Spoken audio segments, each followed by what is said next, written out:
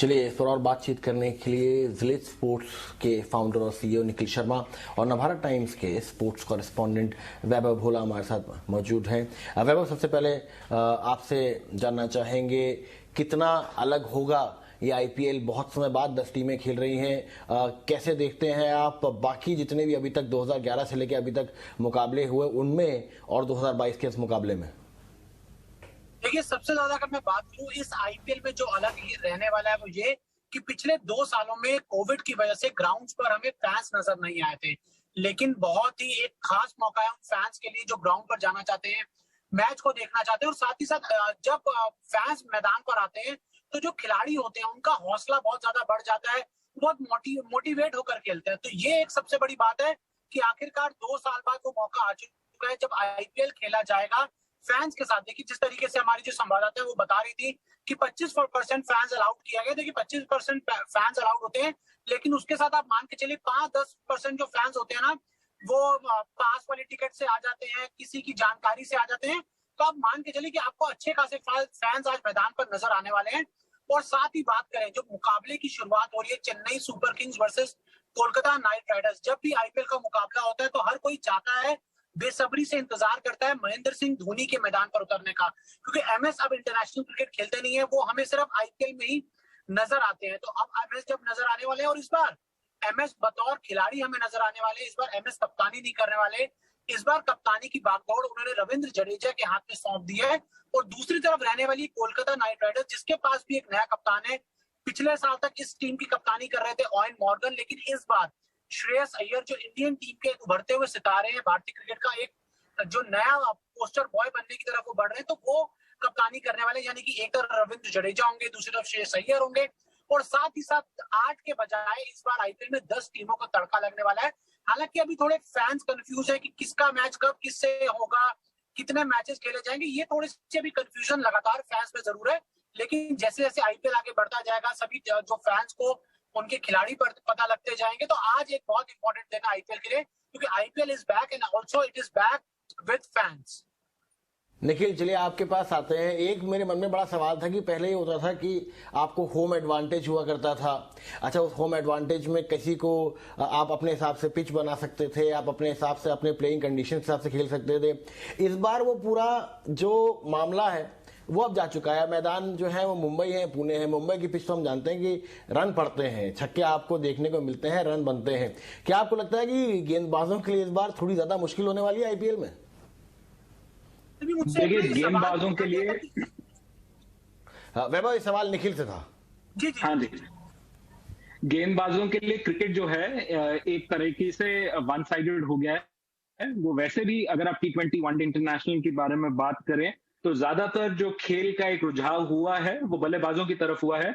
और पूना और बॉम्बे 4 स्टेडियम्स हैं। डीवाई पाटिल है, ब्रुबॉर्न होगा, वानखेड़े होगा, एमसीए का स्टेडियम है पुणे के अंदर।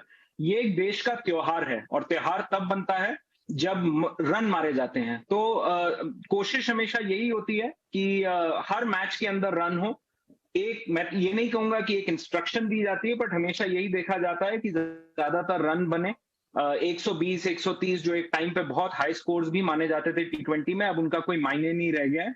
तो उस हिसाब से अगर आप कहें, हाँ, बल्लेबाजों के लिए हमेशा ये गेम थोड़ा उनके फेवर में चला गया है। बल्लों का अगर आप साइज देखें, उनकी थिकनेस देखें तो काफी बढ़ गई है 10 20 15 साल पहले से।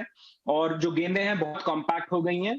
आईपीएल के अंदर कुकाबुरा बॉल यूज होती है, तो बहुत ही कॉम्पैक्ट है। एक बारी अगर आप मिस टाइम भी करें तो भी चांसेस ये हैं कि वो बाउंड्री के पास जाएगी।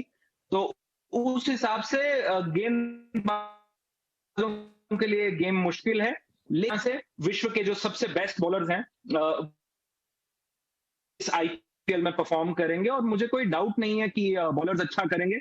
पिचेस के अंदर थोड़ा सा ड्यू भी रहेगा रात आते आते, पर अदरवाइज जो है वो ये सारी जो पिचें हैं ये थोड़ा बहुत स्पिन करेंगी।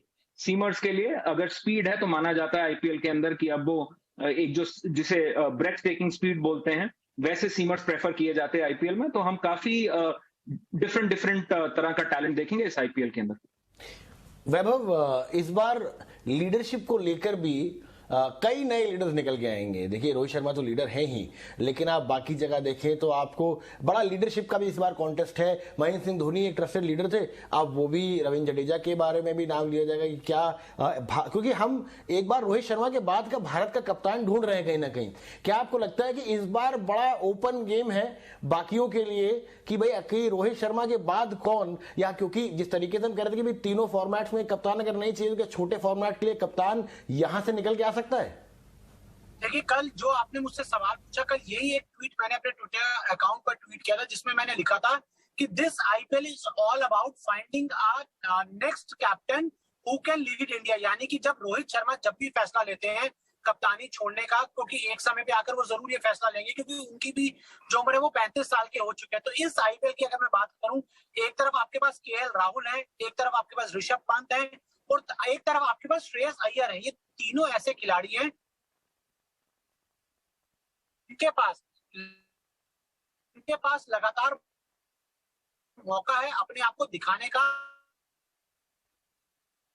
क्योंकि अब यहाँ से धीरे धीरे इंडियन क्या केएल राहुल में वो बात है, क्या ऋषभ पंत में वो बात है, क्या श्रेयस अय्यर में वो बात है, तो आप ये मान के चले कि इन तीनों खिलाड़ियों के ऊपर बहुत ज्यादा दबाव होगा ये दिखाने का कि कितनी अच्छी कप्तानी कर सकते हैं। देखिए रविंद्र जडेजा को मैं इस रेस में काउंट नहीं करूंगा क्योंकि वो भी 33 साल के हो चुके हैं और इससे पहले उनके पास कोई कप्तानी का एक्सपीरियंस नहीं रहा है। वो जरूर चेन्नई सुपर किंग्स के कप्तान रहने वाले हैं, लेकिन जैसा मैं लगातार कहता आ रहा हूं कि धोनी ने कप्तानी का पद छोड़ा है, कप्तानी नहीं छोड़ी।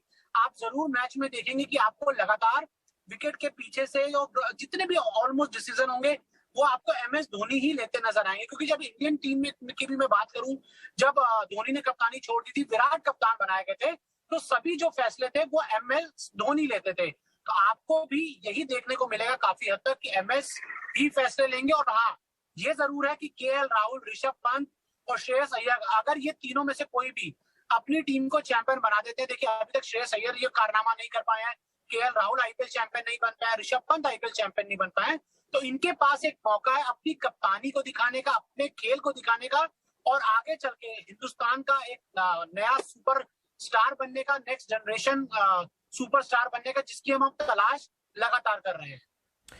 निखिल, एक सवाल जो हर क्रिकेट फैन के मन में रहता है, चाहे वो आरसीबी सपोर्टर हो या ना हो, चाहे वो कोहली सपोर्टर हो या ना हो, कि क्या आरसीबी को अब अपना पहला टाइटल मिल जाएगा? इस बार फाफ डु प्लेसी है, देखिए उम्र तो उनकी है लेकिन परफॉर्मेंस उनकी उम्र आपको झलकती नहीं है और कप्तानी भी कर चुके हैं। इस बार क्या जो कर्ज है आरसीबी का वो टूटेगा?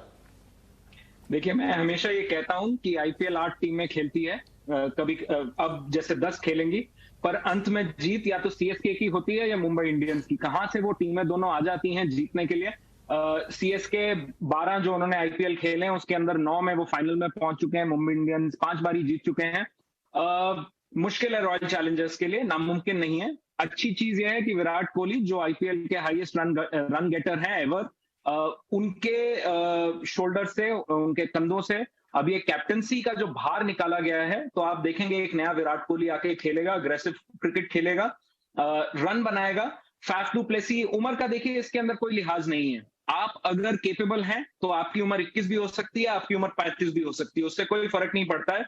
स्टेक बहुत हाई हैं। IPL as a business, as a tournament, बहुत ज्यादा पैसे इन्वॉल्व हैं इसके अंदर, जिस तरह की स्पॉन्सरशिप, ब्रॉडकास्ट, टीम्स के पास जो खर्चा वो करते हैं, तो टीम्स के लिए ये इंपॉर्टेंट है कि वो ज्यादा आगे की ना सोचें, वो अभी की सोचें। और अभी का इंपॉर्टेंस ये है कि मैच जीतिए, प्लेऑफ्स में जाइए और आईपीएल जीतिए, क्योंकि आपके पास 2-3 टीम्स हैं जो कभी हारती नहीं है और वो मोस्टली वही टीम्स बार बार जीतती हैं। अगर आप इतिहास भी देखें तो ये 3 ही टीम है ज्यादातर जो आईपीएल जीती हैं। तो कहते हैं कि in big tournaments what counts is big tournament form. So किसी ना किसी को ये तोड़ना पड़ेगा, किसी ना किसी को ये जो सीएसके और कोलकाता और मुंबई इंडियंस की ये जो विन स्ट्रीक है उसको तोड़ के कोई अगर नया चैंपियन आना चाहिए तो कह सकते हैं कि रॉयल चैलेंजर्स भी उसके अंदर चैलेंज कर सकते हैं, बट आसान नहीं होगा ये। देखते हैं। संजय बांगर हैं, कुछ ही इंडियन कोचेज हैं पूरे आईपीएल के अंदर, संजय बांगर, अनिल कुंबले और आशीष नेहरा हैं, तो उसमें से एक आरसीबी के पास है। देखते हैं फैफ डु प्लेसी और संजय बांगर का कॉम्बिनेशन कैसे काम करता है। मैं ये भी कहूंगा कि आप डिस्काउंट ना करें टीम्स जैसे कि लखनऊ सुपर जायंट्स नई है टीम, पर उनके पास एक अच्छा कप्तान है, उनकी मैनेजमेंट के पास काफी आईपीएल एक्सपीरियंस है, तो हो सकता है वो भी हमें सरप्राइज करें। एक दो ऐसी टीम्स हो सकती हैं जैसे कि दिल्ली कैपिटल्स, मुझे लगता है दिल्ली कैपिटल्स के पास भी एक अच्छा चांस है। ऋषभ पंत, अगर बाकी सब कैप्टन में बात करें in terms of claiming Indian captaincy, तो ऋषभ पंत इन सब में से स्ट्रॉन्गेस्ट लग रहे हैं, उनका परफॉर्मेंस बहुत स्ट्रांग है, उनकी टीम लास्ट ईयर भी काफी अच्छा की थी।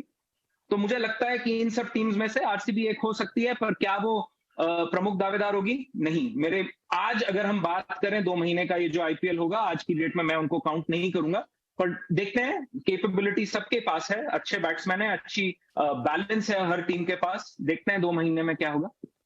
निखिल, अब आपने कहा कि आप आरसीबी को काउंट नहीं करेंगे, तो मैं वैभव से और आपसे दोनों से जाते जाते आपकी प्रेडिक्शन ले लेता हूं। आपके हिसाब से फाइनल किन दो टीम के बीच में होगा? I won't hold you for it in the and, पर वैभव पहले आप बताएं आपका क्या अंदाजा है, और फिर मैं निखिल आपसे पूछूंगा।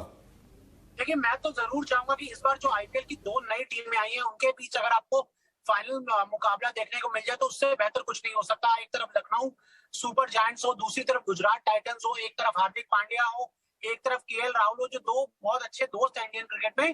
तो अगर ये 2 नई जो टीमें आई हैं, अगर ये हमें फाइनल स्टेज पे नजर आए तो कुछ नया देखने को मिलेगा, क्योंकि इससे पहले बाकी जितनी भी टीमें वो फाइनल पहुंच चुकी हैं, प्लेऑफ्स की रेस में पहुंच चुकी है। मतलब मुंबई इंडियंस लगातार चैंपियन बनती रही है, चेन्नई सुपर किंग्स 4 बार जीत चुकी है, सनराइजर हैदराबाद जीत चुकी है, केकेआर, राजस्थान रॉयल्स सब जीत चुकी हैं। वैसे तो पंजाब किंग्स, राजस्थान और आपकी आरसीबी कभी नहीं जीती, लेकिन मैं जरूर चाहूंगा कि इस बार जो फाइनल है वो मुझे लखनऊ सुपर जायंट्स और गुजरात टाइटंस के बीच में देखने को मिले, क्योंकि ये 2 टीमें हैं जिनको मैं लुकआउट कर रहा हूं, और मुझे लग रहा है इन 2 टीमों के पास कुछ है आईपीएल को इस बार नए इस सीजन में देने का, कुछ नया है इन दोनों टीमों के पास। वैभव, मैं निखिल आपके पास आता हूं, लेकिन वैभव, आप गुजरात टाइटंस को फाइनल में हार्दिक पांड्या को बॉलिंग कराते हुए या बॉलिंग ना कराते हुए देखते हैं? देखिए, उसके लिए फिर उनको पहले शुरुआत से बताना होगा कि क्या वो गेंदबाजी कर रहे हैं कि नहीं। और देखिए, हार्दिक पांड्या भी इस बात को बहुत अच्छी तरह से जानते हैं कि अगर उनको वापसी करनी है इंडियन क्रिकेट में, वो जो अपनी खोई हुई जगह को पाना है, तो उसके लिए उनको अपने हाथ में सिर्फ गेंद को बल्ले से मारना नहीं होगा, अपने हाथ में उस गेंद को पकड़ना होगा और उस गेंद पर बल्लेबाजों को नचाना होगा। तो मुझे लगता है कि अगर हार्दिक पांड्या गेंदबाजी करते हैं तो आज भी हिंदुस्तान में उनका कोई विकल्प नहीं है। जिस अंदाज में पहले गेंदबाजी करते थे, अगर वो लौट आते हैं तो आप ये मान के चलिए गुजरात टाइटंस के बहुत अच्छे चांस होंगे इस बार आईपीएल में कमाल करने के लिए, क्योंकि वहां पर शुभमन गिल भी है, मोहम्मद शमी भी है, आशीष नेहरा एक बहुत शार्प माइंड है इस टीम के साथ। तो बहुत टीम मुझे अच्छी नजर आ रही है गुजरात टाइटंस की। बस देखने वाली बात यह कि क्या हार्दिक का ऑलराउंडर वापस आ रहे हैं या हार्दिक का कप्तान। निखिल, मेरे पास समय की बहुत कमी है, आपके हिसाब से क्विकली 5 सेकंड में आपके हिसाब से फाइनल किसके बीच में होगा? देखिए, मैं नंबर्स पर्सन हूं, मैं हमेशा यही मानता हूं कि जो टीमें पहले कर चुकी हैं उनका चांस हमेशा ज्यादा होता है। मुझे लगता है Chennai super Kings, Kolkata night Riders या मुंबई इंडियंस में से एटलीस्ट 2 टीमें जानी चाहिए। अगर आउटसाइड चांस बोले तो दिल्ली कैपिटल्स और लखनऊ सुपर जायंट्स का आउटसाइड चांस मेरे हिसाब से। चलिए, मैं जब ये फाइनल खेला जाएगा तो निखिल और